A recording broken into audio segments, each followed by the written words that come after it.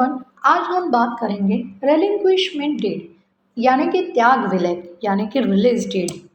पहले जानते हैं क्या होता है त्याग विलेख पत्र रेलिंक्विशमेंट डेट। त्याग विलेख पत्र वो होता है अगर व्यक्ति अपने जीवित रहते हुए अगर उसे विल नहीं बना रहा है और उसके मृत्यु के बाद प्रॉपर्टी उसके कानूनी उत्तराधिकारी संबंधित प्रॉपर्टी में अपना अधिकार किसी भी सह मालिक को देने का फैसला करते हैं। मालिकों को यानी कि को ओनर्स को किसी दूसरे सह मालिक को कानूनी अपनी प्रॉपर्टी को हस्तांतरित करने हेतु त्याग विलेख यानी रेलिंक्विशमेंट डेट बनाया और रजिस्टर किया जाना आवश्यक है। संयुक्त हिंदू परिवार के सह मालिक अपने स्वामित्व को त्याग कर अचल संपत्ति में अपना अधिकार त्याग सकते हैं, कानून है। लेकिन रेलिंक्विशमेंट डीड को कैंसिल भी किया जा सकता है अगर वो गलत प्रभाव या फ्रॉड से बनाया गया है। इसको कोर्ट में चैलेंज करने का अवधि 3 साल तक है। ये फ्रॉड किए जाने या गलत प्रभाव डालने के आधार पर कोर्ट में इसको कैंसिल करने का प्रावधान है।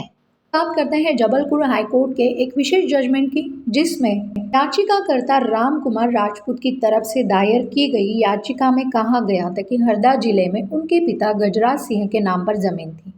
उनके मौत के बाद जमीन मां निर्मला के नाम पर दर्ज हुई थी। मां के मौत के बाद 3 बहनों ने अपनी जमीन पर अपना हक त्याग दिया था। तहसीलदार के उनके त्याग विलेख के आधार पर जमीन का नामांतरण भाई के नाम पर कर दिया गया था। इन्हीं 3 बहनों ने तहसीलदार को आदेश को चुनौती देते हुए एसडीएम के समक्ष अपील दायर की थी। एसडीएम ने अपील की सुनवाई करते हुए तहसीलदार के आदेश को निरस्त कर दिया था। एसडीएम के आदेश को चुनौती देते हुए संभागायुक्त नर्मदापुरम के समक्ष अपील दायर की गई थी।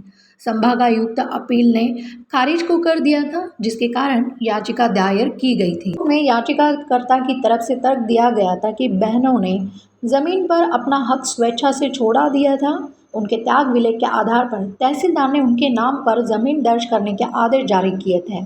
आवश्यकता नहीं होने के कारण त्याग विलेख पत्र का रजिस्टर नहीं करवा था।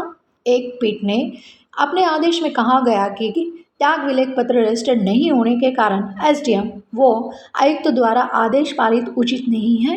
एकलपीठ ने प्रस्तुत त्याग विलेख पत्र को अस्वीकार करते हुए सभी कानूनी हिस्सेदार जमीन के हकदार हैं